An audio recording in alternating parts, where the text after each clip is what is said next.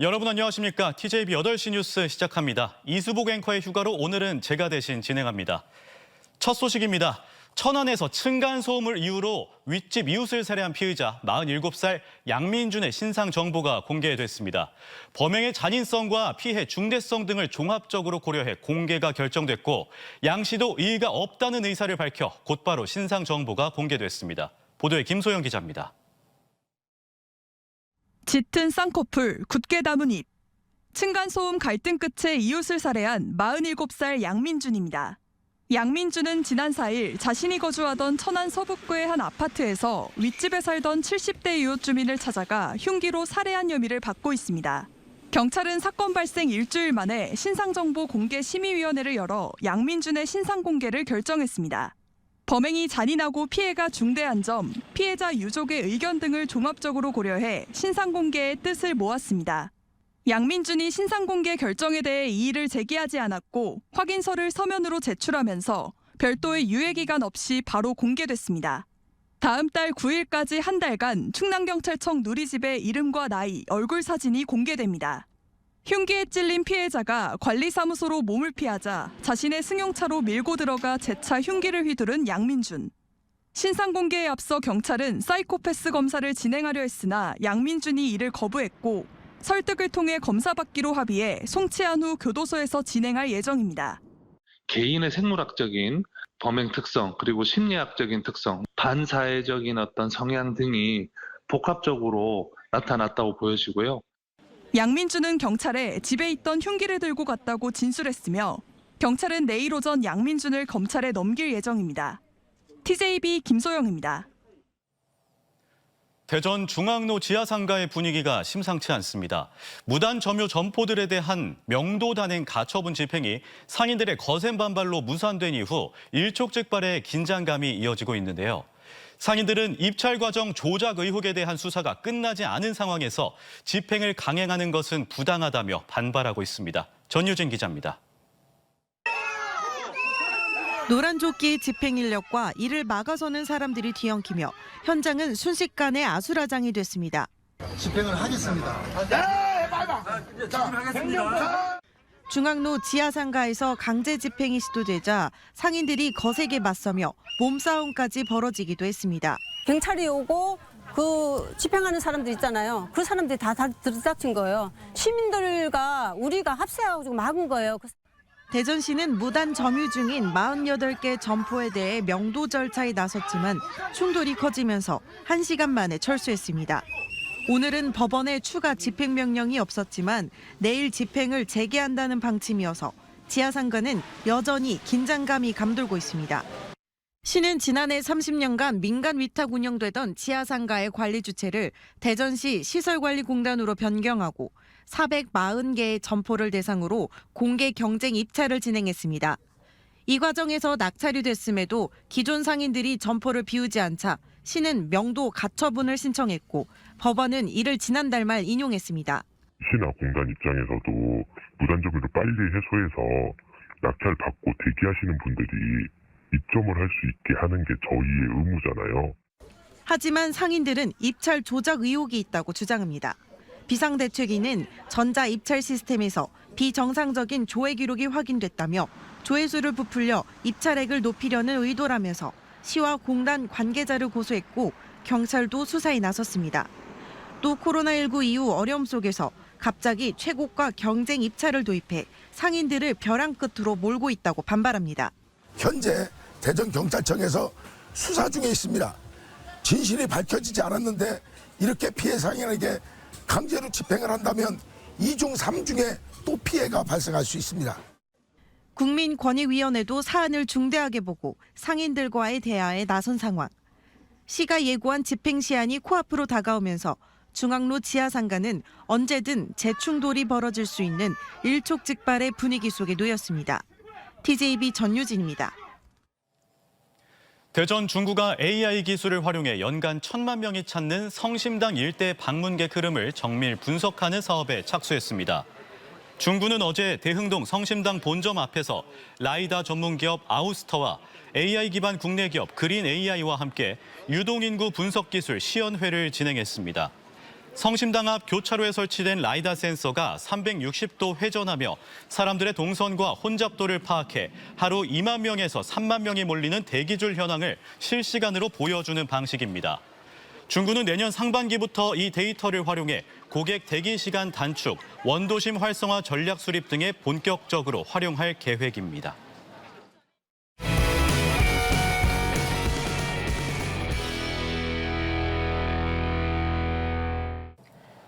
하나이글스를 19년 만에 한국 시리즈 무대에 올려놓은 주인공들 가운데 올해 가장 강렬한 이름을 꼽자면 단연 정우주 선수일 겁니다. 선발과 불펜을 오가며 팀이 필요한 순간마다 마운드에 올라 19살이라고는 믿기 어려운 강심장 투구로 팬들을 열광시켰는데요. 지난달 16일 열린 K베이스볼 시리즈 한일전에서도 깜짝 선발로 나서 3이닝 무실점 완벽투로 최강 일본 타선을 잠재운 정우주 선수가 TJB 스튜디오를 찾았습니다. 직접 이야기 나눠보도록 하겠습니다. 정우주 선수 어서 오십시오. 네, 안녕하십니까. 네, 19년 만에 한국 시리즈 그리고 국가대표 선발로 한일전까지 치렀습니다. 프로 데뷔 첫 해 누구보다 바쁜 시기를 보냈을 것 같은데 요즘은 어떻게 지내셨나요? 이제 비시즌이 이제 시작이 됐는데도 이제 생각보다 많은 분들이 찾아와 주셔가지고 인터뷰도 자주 하고 있고 제 시즌 초에 비해서는 되게 조금씩 바빠지기 시작한 것 같아서 조금씩은 실감을 하고 있는 것 같습니다. 네, 그리고 또 시즌 이후에도 이후에는 좀 가족들과 보내는 시간들이 많아졌을 것 같은데 제가 듣기로는 어머님께서 경기도 남양주에서 식당을 운영하고 계시다고 들었습니다. 혹시 가장 맛있는 메뉴가 어떤 건가요? 저는 로제 파스타를 원래 좋아해서요. 네, 로제 파스타는 항상 가게 갈 때마다 먹는 편인 것 같습니다. 네. 팬분들이 이제 로제 파스타만 찾지 않을까 싶은데 네, 그럼 올 시즌 선발과 불펜을 오가며 3승 평균 자책점 2.85로 82개의 삼진을 뽑아냈습니다. 혹시 올 시즌 성적에 대해서 스스로 몇 점 정도 주고 싶으신가요? 10점 만점이라고 한다면은 저는 8점 정도 줄 것 같습니다. 혹시 네. 이유를 여쭤봐도 되겠습니까? 중간에 체력적인 부분 때문에 제가 2군에 한번 갔다 온 적이 있는데 그 한 달이라는 기간이 조금 아쉬웠던 것 같아서 네, 7점에서 8점 정도 줄 수 있을 것 같습니다. 그러면 내년에는 혹시 목표가 몇 점이신가요? 내년에는 9점 정도가 9점. 네, 기대해 보도록 하겠습니다. 네, 데뷔 첫 시즌에 그리고 가을 야구를 경험을 했습니다. 특히 삼성과 플레이오프 4차전에서 선발로 나서면서 3.1이닝 동안 5개 삼진을 뽑아내며 무실점으로 삼성 타선을 묶었는데 긴장감이 굉장히 컸을 것 같아요. 혹시 어떻게 이겨내셨나요? 사실 그 얘기를 전날에 바로 들어서 네, 그날 잠을 잘 못 잤고요. 네. 사실 긴장을 많이 하는 타입은 아니라서 시합 때 얼마나 즐길 수 있을지 그리고 얼마나 배울지라는 생각을 더 했던 것 같아요. 네, 그래서 좋은 결과가 나왔던 것 같습니다. 네. 네, 그러면 하다가 LG와 또 한국 시리즈에서 1승 4패로 아쉽게 준우승을 차지를 했습니다. 사실 팬분뿐만 아니라 선수들분도 굉장히 아쉬우셨을 것 같은데 어떤 경기가 가장 아쉬웠을까요? 저도 코리안 시리즈 때가 가장 아쉬웠던 것 같고 굳이 또 뽑자고 한다면 네, 1차전 때 제가 안 좋은 모습을 좀 보였었던 것 같은데 제가 좀 더 잘했었더라면 하나이글스가 더 좋은 성적을 내지 않았을까라는 후회도 네, 경기 끝나고 많이 들었던 것 같습니다. 네, 그럼 지난 8월 28일 서울 고척돔에서 열린 키움전에서 단 9개 공으로 삼진 3개를 속가냈던 것도 굉장히 명장면 중 하나로 꼽히고 있습니다. 당시 어떤 마음으로 공을 던지셨나요? 전 경기에서요 제가 아웃카운트를 하나도 잡지 못하고 내려온 경기였는데 그 경기 이후로 조금 더 마음을 독하게 먹고 네, 2군 갔던 그 때를 생각하면서 던졌었던 것 같은데 네, 그래서 좀 더 네, 좋은 공이 나온 것 같습니다. 네, 그러면 당시 폰세 선수를 보기 위해서 또 많은 메이저리그 관계자들도 와 있었는데 또 정 선수의 투구를 보고 기립박수를 보낼 만큼 강렬한 인상을 남겼습니다. 당시 마운드에 내려왔을 때 어떤 기분이셨나요? 사실 그게 기록인지 몰라서 그렇게 크게 기뻐하지는 못했는데 일주일 뒤에 네, 저도 모르게 제 영상을 이렇게 보고 있더라고요. 네. 그때 와서야 조금 실감도 나고 되게 제 자신이 대견하기도 하고 좀 뿌듯했던 것 같습니다. 그럼 그때 그 순간에는 어떤 의식을 하지 않고 스스로의 경기에만 집중을 하셨던 건가요? 네, 그러려고 노력은 했는데 네. 자꾸 웃음이 나오긴 하더라고요. 네, 너무 좋았습니다. 네, 그럼 지난달 열린 K베이스볼 시리즈 얘기도 한번 나눠보도록 하겠습니다. 지난달 16일 일본 도쿄돔에서 열린 한일전 2차전에서 선발로 나섰는데요. 또 3이닝 동안 4개 삼진을 뽑아내며 무실점으로 최강 일본 타선을 막아냈습니다. 혹시 예상했던 결과였나요? 아니요, 전혀 사실 예상하지 못했던 결과고 제가 선발 투수로서도 기회를 받을지도 정말 예상하지 못했는데 네, 생각보다 큰 부담감이 있었고 네, 그 부담감을 조금 즐기려고 오히려 네, 많이 노력을 했던 것 같아요. 저는 정우주 선수를 보면서 개인적으로 가장 놀랐던 게 어떠한 표정 변화도 없으시더라고요. 특히 한국 시리즈나 한일전처럼 큰 경기에서도 흔들리지 않는 편인 것 같은데 스스로 긴장감을 다스리는 본인만의 노하우가 있을까요? 저는 긴장을 안 하는 편은 아니고 네, 긴장을 상당히 많이 하는 편인데 그 표정이 이제 타자에게 들키게 된다면은 제 수를 뭔가 읽히는 것 같아서 최대한 표정이 안 변하려고 일부러 연기를 하는 것 같습니다. 네. 아, 연기였나요? 네, 연기인 것 같습니다. 네. 그러면 속으로는 이게 부담감이 있지만 그걸 좀 즐기려고 노력하면서 이제 표정 관리도 안 읽히려고 스스로 노력을 하시는군요. 네, 다 겸사겸사 네, 하고 있는 것 같습니다. 네, 그럼 야구할 때 보면 또 정말 당찬 모습이십니다. 혹시 정우주 선수의 MBTI가 네. 어떻게 되시나요? 저는 INFP입니다. INFP. INFP라는 MBTI가 혹시 경기할 때 조금 영향을 끼치기도 하나요? 사실 그러니까 I는 조금 야구를 할 때 어려울 수 있다고 네. 선배님들한테 많이 들었었는데 제가 몇 년 동안 MBTI 검사를 해봤는데 안 바뀌더라고요. 계속, 네. 그냥 이대로 살아야 할 것 같습니다. 네. 그럼 본업과 또 일상에서는 좀 다른 모습이신 건가요? 네, 조금 다른 것 같아요. 아, 네. 그렇군요. 네, 그럼 내년 시즌 계획도 한번 여쭤보도록 하겠습니다. 많은 전문가들이 정우주 선수의 구위와 멘탈로 볼 때 또 내년 하나 선발진의 한 축을 담당해도 충분하다는 그런 평가를 보이고 있는데 혹시 어떤 역할을 하고 싶으신가요? 네, 제 꿈은 항상 언제나 선발 투수이고요. 근데 내년의 목표를 말씀드리자면 일단은 하나이글스 우승을 하는 게 제 목표고 올해보다 조금 더 중요한 상황에 나갈 수 있는 그런 조금 안정적인 투수가 되는 게 제 목표인 것 같습니다. 네, 이번 시즌에 또 정우주 선수의 팬분들이 굉장히 많아졌습니다. 또 내년 시즌 선발 투수로서 정 선수의 10승 이상을 기대하는 팬분들이 많은데 네. 10승 목표 혹시 가능하다고 보십니까? 네, 일단 5승부터 5승부터, 네. 차근차근히 하도록 하겠습니다. 네, 알겠습니다. 네, 올 시즌 또 33승을 합작했던 원투펀치, 또 폰세와 와이스가 메이저리그에 입성을 했습니다. 또 함께 뛰던 선수로서 아쉬움도 있었을 테고, 또 한편으로는 나도 미래에 메이저리그에서 뛰고 싶다라는 생각도 들었을 것 같은데, 이 메이저리그에 대한 꿈도 있을까요? 네, 제가 고등학교 때 이제 미국과 한국을 고민을 했었었는데 이제 한국을 선택하면서 미국이란 꿈은 항상 네, 가슴에 품고 있었던 것 같아요. 네. 그럼 메이저리그에서 또 앞으로의 목표를 이루기 위해서 내 스스로의 목표가 또 따로 있을까요? 우선 네, 아프지 않고 부상을 당하지 않아야 최대한 빨리 미국에 성공할 수 있다고 생각을 해서 네, 아프지 않게 하나이글스에서 좋은 모습 남기도록 하겠습니다. 네. 네, 저도 기대하고 있겠습니다.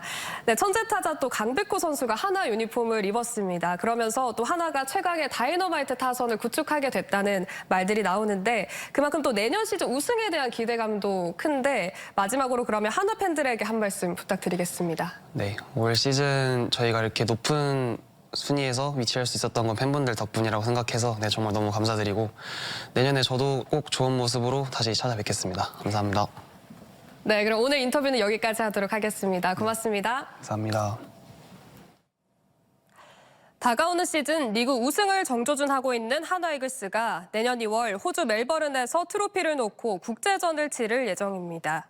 호주 프로야구 멜버른 에이시스는 공식 채널을 통해 국제 베이스볼 쇼다운 시리즈 5 개최를 발표하며 하나이글스의 초청 소식을 밝혔습니다. 이번 대회는 오는 2월 13일부터 15일까지 호주 멜버른 볼파크에서 열립니다. 한국전자통신연구원이 고령자나 재활 환자의 신체 부담을 크게 줄일 수 있는 1kg 이하의 초경량 입는 탄성 슈트를 개발했습니다. 이번에 개발된 탄성 슈트는 인장력과 구조적 안정성을 유지하는 텐세그리티 원리를 활용해 만들어 사용자의 움직임을 방해하지 않으면서 필요한 순간에 균형을 보조해 근력과 지구력 향상에도 도움을 줄 수 있습니다. 실제 연구진은 충북대병원 재활의학과와 함께 65살 이상 고령자와 신체장애인 20명을 대상으로 임상시험을 진행한 결과 보행 속도와 계단 오르기 등에서 효과를 입증했습니다. 대출 정보를 알고 접근한 보이스피싱 조직이 60대 남성을 상대로 수천만 원을 가로채려다 경찰의 발빠른 대응에 덜미가 잡혔습니다. 최근 쿠팡 사태로 대규모 개인정보 유출 우려가 커지는 가운데 유출된 정보가 맞춤형 범죄에 악용되는 사례가 잇따르면서 불안감이 커지고 있습니다. 조형준 기자입니다. 검은 배낭을 맨 남성 앞으로 뒷짐을 진 남성이 다가옵니다. 은행 대출이 범죄에 연루됐다는 전화를 받은 60대 남성이 현금 2,400만 원이 든 가방을 메고 수거책을 만나는 장면입니다. 피싱범은 피해자를 전화로 협박하며 신고를 못하게 막았습니다. 금감원이라든지 경찰에 신고를 하시면은 고객님께서 불법 대출 연루가 되실 거고 더 큰 피해를 보십니다. 하지만 피싱 범죄인 걸 눈치챈 피해자가 경찰에 신고한 덕분에 50대 수거책은 체포돼 지난주 검찰에 송치됐습니다. 실제 대출이 있던 피해자를 겨냥한 집요한 수법에 큰 피해가 발생할 뻔한 사건이었습니다. 개인정보 이용해가지고 그 사람 상황에 맞춰서 니즈에 필요한 그런 유형으로 피싱 사기들이 계속 진화하고 있는 것 같고요. 통신사와 카드사에 이어 3,370만 명의 개인정보가 털린 쿠팡 사태까지 이어지며 2차 피해에 대한 시민들의 불안감이 커지고 있습니다. 개인의 데이터베이스가 주소까지 다 털렸다 보니까 이게 그냥 이름이랑 전화번호만 털린 수준이랑 좀 다른 것 같아요. 특히 주소와 공동 현관 비밀번호, 주문 정보 등이 결합될 경우 맞춤형 범죄에 악용될 가능성도 배제할 수 없습니다. 불안감이 있는 것 같아요. 특히 집 주소 같은 거는 더 불안하고 문자 좀 많이 받았어요. 중국어로 된 거나 이상한 암호처럼 생긴 거 몇 번 받긴 했어요. 쿠팡 사태 이후 지난달 30일부터 열흘간 쿠팡 관련 피싱 범죄만 경찰에 229건 접수된 걸로 집계됐습니다. 경찰은 출처를 알 수 없는 문자를 받으면 열어보지 말고 즉시 삭제할 것을 당부했습니다. 또 정부기관이나 금융회사 등은 전화나 문자로 현금을 요구하거나 휴대전화 앱 설치를 강요하지 않는다는 점도 강조했습니다. TJB 조형준입니다. 진동규 전 대전 유성구청장이 내년 대전시 교육감 선거 출마를 공식 선언했습니다. 진 전 구청장은 대중교통 무료화와 급식 문제 해결 등을 주요 공약으로 내세우며 지방행정 경험과 18년 교수 경력을 토대로 대전 교육의 성장 플랫폼을 구축하겠다고 밝혔습니다. 또 교육과 지역의 동반 성장을 강조하며 학생들이 꿈을 실현할 수 있는 교육 환경을 만들겠다는 포부를 전했습니다. 소나무 재선충병 확산 상황 파악과 대응 전략을 마련하기 위한 거버넌스 회의가 오늘 태안군청에서 열렸습니다. 충남도와 산림청, 녹색연합, TJB 등이 참여한 거버넌스 회의에서는 20만 그루의 소나무에서 재선충병이 발생된 걸로 추정되는 태안군의 해결 과제 등을 논의하고 확산세가 가장 심한 태안군 남면 일대 등도 현장 점검에 나섰습니다. 충남도와 산림청은 거버넌스 회의 결과 등을 토대로 내년 소나무 재선충병 대응 전략을 마련해 나갈 계획입니다. 오세연 충남 아산시장이 지방선거에서 자신에 대해 허위 사실을 유포한 박경기 전 아산시장을 상대로 제기한 손해배상 청구 소송에서 일부 승소했습니다. 대전지법 천안지원 민사 3단독은 2022년 지방선거에서 부동산 허위 매각 의혹을 제기한 박 전 시장에 대해 오 시장에게 1,500만 원을 지급하라며 판결했습니다. 재판부는 원고의 명예를 훼손한 것에 해당해 손해를 배상할 책임이 있다면서도 다만 일간지 사과문 게재 요구에 대해서는 인격권의 침해를 초래한다며 받아들이지 않았습니다. 대전 지역 상장 기업의 시가총액이 처음으로 88조 원을 넘어섰습니다. 알테오젠과 레인보우 로보틱스, 펩트론, 리가캠 바이오 등이 코스닥 시총 상위 10위권 안으로 집계됐으며 AI 기업 노타도 상장의 종가 이후 지난달 말 44,200원으로 마감하며 약 43% 상승하는 등 상장 흥행에 성공했습니다. 대전 테크노파크는 지역 IPO 생태계가 빠르게 확장하고 있다며 내년에도 성장 잠재력이 높은 기업의 상장을 적극 지원하겠다고 밝혔습니다.